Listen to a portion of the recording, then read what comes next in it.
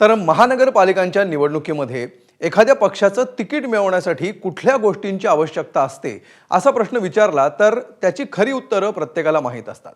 मनी, muscle आणि manpower या त्रिसूत्रीशिवाय आजकाल निवडणुका लढणं शक्य नसल्याची जोरदार चर्चा पारापारावर रंगत असते। मात्र तरीही निवडणुकीच्या रिंगणात उतरण्याची कार्यकर्त्यांची इच्छा मात्र संपत नाही। अशा अनेक इच्छुकांकडून पक्षाचं तिकीट मिळवण्यासाठी अर्ज केले जातात। या अर्जांचं पुढे काय होतं, या उमेदवारांना पक्ष कुठले प्रश्न विचारतात आणि पक्ष या इच्छुक उमेदवारांकडे कसे पाहतात याचा आढावा घेऊया राजकीय शोलेच्या या स्पेशल रिपोर्टमध्ये।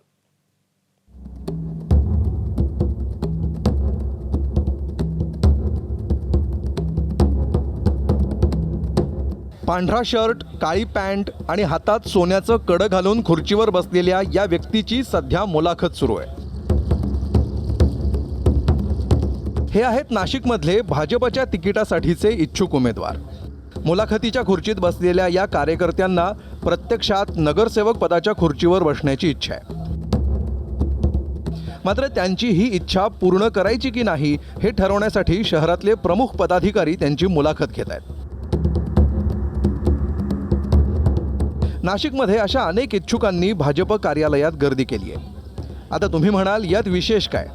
तर विशेष आहे या उमेदवारांना विचारण्यात येणारे प्रश्न। भाजपच्या या संभाव्य उमेदवारांना पारखून घेण्यासाठी पक्षानं तोंडी परीक्षेसाठीच्या प्रश्नांची एक भली मोठी यादी तयार केली आहे। आपण निवडून येण्याकरता विजयाचं गणित काय? प्रभागातील प्रतिष्ठित नागरिकांची नावं सांगा। आपणास तिकीट का द्यावे? आपली 3 प्रमुख सामर्थ्ये कुठली? पक्षाचे तिकीट मिळाले नाही तर काय करणार? निवडून न आल्यास पक्षासाठी काम करण्याची तयारी आहे का? यादीतल्या 26 प्रश्नांपैकी हे आहेत काही निवडक प्रश्न। आजकाल पक्षाचं तिकीट मिळवण्यासाठी कुठले निकष पूर्ण करावे लागतात, कुठले प्रश्न सोडवावे लागतात आणि कुठली गणितं जुळवावी लागतात हे सगळ्यांनाच माहिती आहे। मात्र तरीही मुलाखतींची ही औपचारिकता चांगलीच निरागस आणि मजेशीर ठरते आहे। या मुलाखतींचा उद्देश सांगताना भाजप शहराध्यक्ष सुनील केदार यांचं कन्व्हिक्शन बघण्यासारखं आहे। उमेदवाराचे इलेक्टिव्ह जर मेरिट असेल तर आर्थिक गणिताचा काही संबंध येत नाही आणि ते आम्ही विचारणारही नाही। परंतु तुमचं मेरिट काय आहे? निवडून येण्यासाठी तुमच्याकडे मेरिट काय आहे? सामाजिक समीकरण काय आहे? सोशल इंजिनिअरिंग काय आहे? तुम्ही प्रभागात अटॅचमेंट मतदारांपर्यंत किती पोहोचलेले? हे सगळे माहिती त्याच्या आहे की नाही उमेदवाराला, त्याकरता आम्ही त्यांच्या मुलाखती आणि प्रश्नावली भरून घेत आहोत। आता ही खिडकी बघा।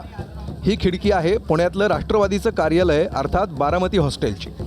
आतमध्ये खुद्द अजितदादांसह पक्षाचे वरिष्ठ नेते इच्छुक उमेदवारांच्या मुलाखती घेत आहेत आणि बाहेर दिसणाऱ्या या गर्दीतला प्रत्येक जण आपल्या नंबरची वाट पाहतोय।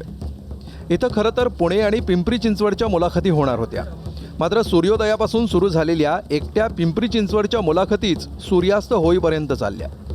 इथं विचारले जाणारे प्रश्नही इंटरेस्टिंग आहेत। पक्षानं तुम्हाला का तिकीट द्यावं? मतदान वाढवण्यासाठी काय कराल? मतदार किती आणि कसे आहेत? कोणती कामं केली आहेत? असे प्रश्न स्वतः अजितदादा विचारत होते आणि इच्छुक त्यांना उत्तरं देत होते।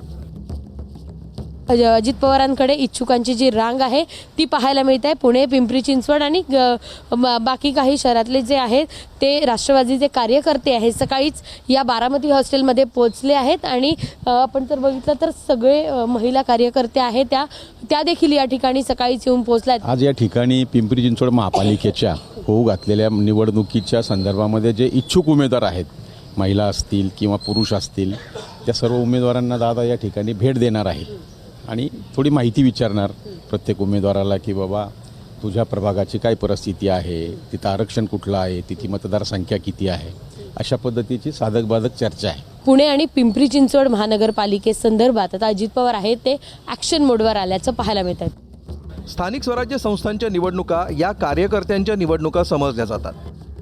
भाजप असो, शिवसेना असो किंवा राष्ट्रवादी काँग्रेस, सत्तेत असणाऱ्या पक्षातून तिकीट मिळवण्यासाठी कार्यकर्त्यांची किती झुंबड उडते हे समजण्यासाठी इच्छुकांची होणारी ही गर्दी पुरेशी आहे आणि तिकिटासाठी इच्छुक असणाऱ्या या गर्दीला न्याय देण्यासाठी राजकीय पक्षांना प्रश्नांची ही यादी पुरेशी वाटते।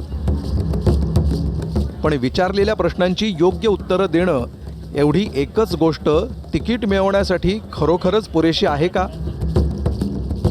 तुम्हीच ठरवा। ब्युरो रिपोर्ट ABP माझा. ABP माझा, उघडा डोळे बघा नीट.